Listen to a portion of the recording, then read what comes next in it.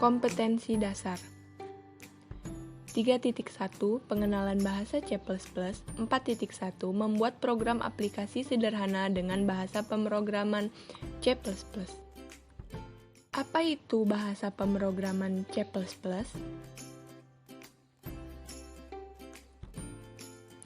Pengertian bahasa pemrograman C++. Bahasa pemrograman C++ adalah bahasa yang berorientasi pada objek, di mana untuk menyelesaikan sebuah masalah C++, melakukannya dengan menjelaskan kelas-kelas yang merupakan anak kelas sebagai abstraksi dari objek-objek fisik. Bahasa pemrograman C++ memiliki dua konsep, yaitu data dan algoritma. Data pada C++ merupakan bahan yang akan diolah, sedangkan algoritma merupakan metode dalam pengolahan. Jadi, bahasa pemrograman C++ adalah bahasa yang berorientasi pada objek dengan konsep data, algoritma, dan tipe data. Struktur bahasa pemrograman C++. Struktur bahasa pemrograman C++ terdiri dari kumpulan baris, pernyataan atau perintah dari sejumlah blok fungsi dan keyword. Kode perintah tersebut memungkinkan untuk memerintah komputer untuk melakukan tugas yang diberikan. Berikut ini adalah contoh dari struktur bahasa pemrograman C++. Struktur penulisan C++.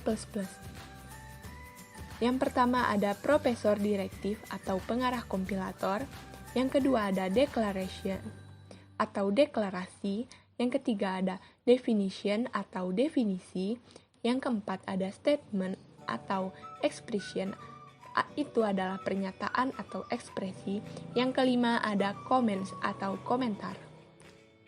Tipe data C++. Yang pertama ada tipe data primitif C++.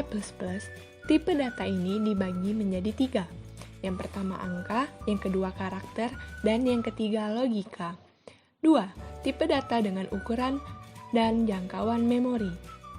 Memodifikasi dengan tipe modifier seperti short, long, signed, dan unsigned. 3. Tipe data baru dengan type def.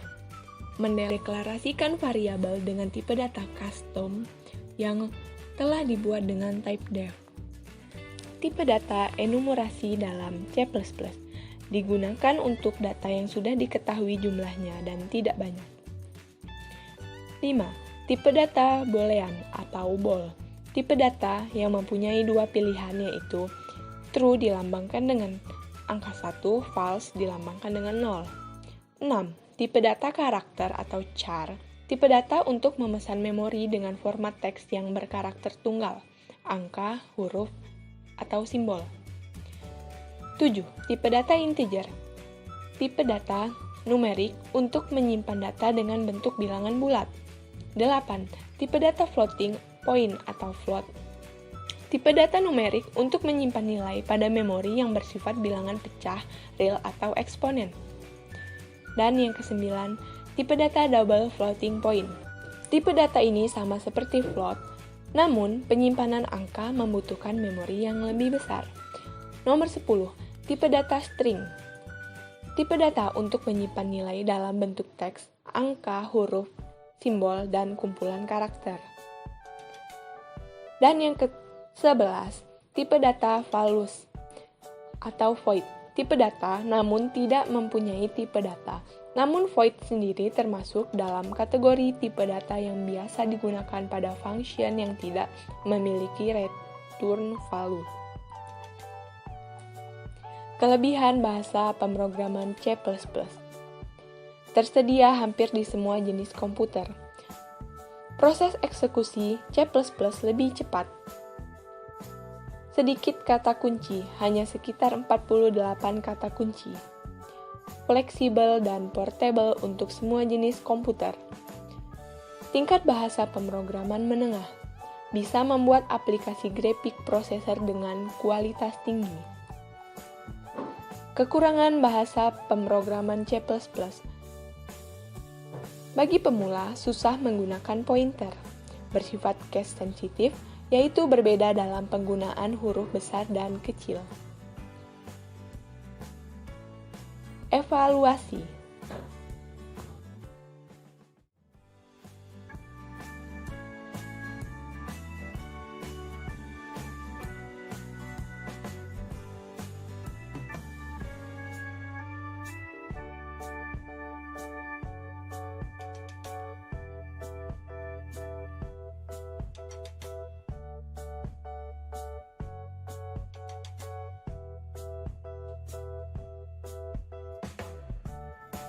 Hai semuanya, Assalamualaikum warahmatullahi wabarakatuh. Kali ini saya akan memberikan tutorial pengenalan bagaimana sih cara kita belajar bahasa pemrograman C++ dan apa aja sih yang harus kita lakukan untuk pertama kalinya agar kita tahu, agar kita paham jika kita ingin belajar bahasa C++.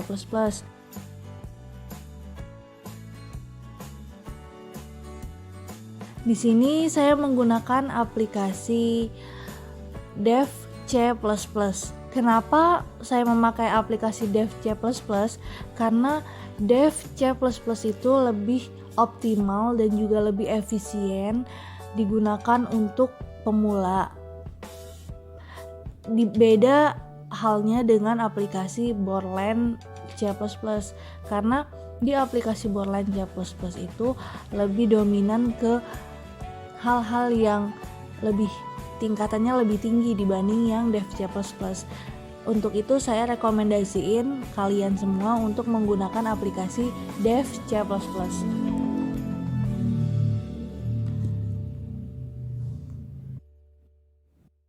Nah, yang pertama, jika kita ingin membuat bahasa pemrograman, kalian harus mengetahui apa itu alurnya, flowchartnya, dan shortcutnya. Sekarang yang kita pelajari yaitu shortcutnya. Karena alur dan flowchartnya itu adalah hanya untuk alat untuk memahami bahasa pemrograman yang kita buat. Nah, perhatikan pada layar di atas. Yang pertama ini ada namanya file header. Header itu banyak sekali jenisnya, tetapi untuk pertama kalinya kita akan mempelajari tentang header iStream yang berfungsi untuk menampilkan fungsi count dan cin. Selanjutnya, untuk Dev C++ ini kita menggunakan using namespace SPT. Mengapa? Karena untuk fungsi count dan cin tidak perlu dideklarasikan kembali jika kita menggunakan using namespace. Oke, di dalam satu program itu pasti terdapat yang namanya fungsi main. Fungsi main ini adalah induk dari suatu program. Ibarat manusia, induknya kan adalah badan kita sendiri. Nah, di dalam pemrograman, induk dari suatu program itu disebut dengan fungsi main. Oke, kita fokus ke tahap awal dari C++. Yang pertama, kita harus mengetikkan fungsi mainnya terlebih dahulu. Boleh dengan ketik integer main atau void main. Nah, yang sudah kita ketikkan ini adalah integer main. Kenapa? Karena kita menggunakan integer main lebih mudah dibanding dengan kita menggunakan void main. Boleh kita menggunakan void main, tetapi jika mengetik void main, kalian tidak harus mengetik return 0. Kenapa? Karena berbeda fungsinya. Jika kita mengetikkan void main, itu tidak perlu lagi kita harus mengetikkan return 0. Karena jika kita mengetikkan integer main, kita perlu adanya fungsi return 0 karena fungsi dari return 0 itu mensterilisasikan atau menetralkan dari fungsi integer yang ada. Void main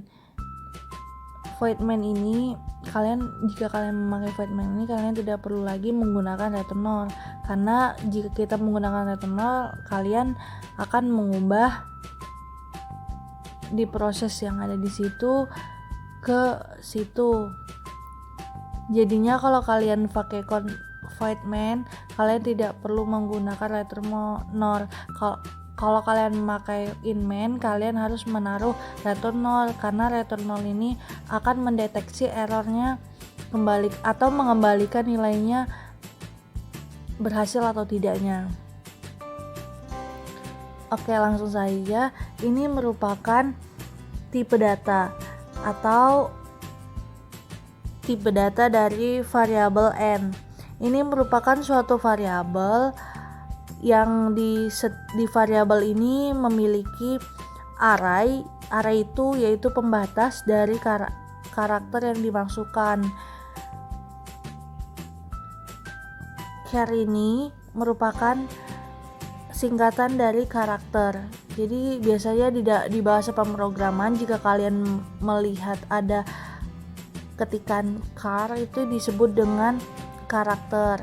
Ada int, ada char, ada banyak dan banyak lainnya. Tapi kali ini kita akan bahas bagaimana sih penggunaan char itu dulu. Untuk pendeklarasiannya dari karakter variabel n tadi. Untuk itu kita menggunakan input dan outputnya. Kita akan mempelajari fungsinya dulu, bagaimana deklarasi itu berjalan. Baru kita akan mempelajari tentang proses-prosesnya. Yang ketiga ada keout. Keout itu berfungsi untuk menampilkan kata yang di antara tanda petik. Jadi kalian bebas mengetik apa saja yang diapit tanda petik. Nah, di setiap perintah itu pasti diapit dengan adanya titik koma. Jika tidak ada titik koma, maka bahasa pemrograman yang kalian ketikkan itu akan error.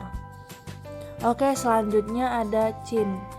Cin itu berfungsi untuk menginputkan variabel yang kalian tuju. Tadi kan kalian menggunakan variabelnya kan n.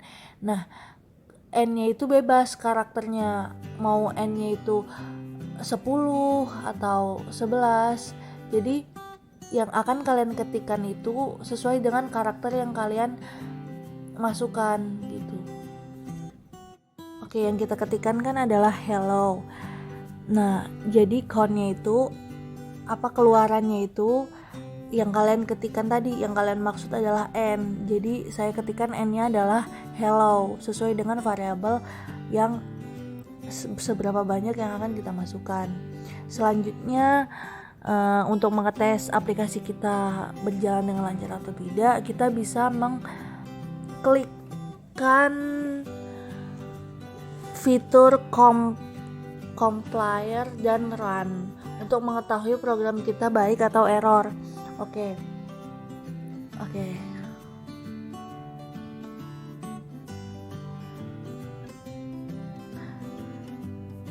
Oke, karena perintahnya sudah keluar, selanjutnya ada masukkan nama Anda sesuai dengan yang ada di tanda petik, karena kita memperintahkan pada kolom count-nya itu masukkan nama Anda, jadi yang keluar adalah masukkan nama Anda. Kita masukkan nih nama kita. Misalnya saya masukkan Zoronex. Lanjut enter. Setelah di enter maka akan keluar hello next. Hello-nya itu datang dari program yang kita buat atau kita atur.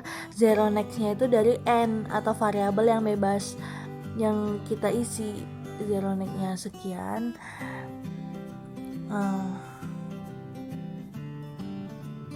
Pemrograman yang kita buat. Untuk tutorial kali ini saya akhiri. Sekian, terima kasih.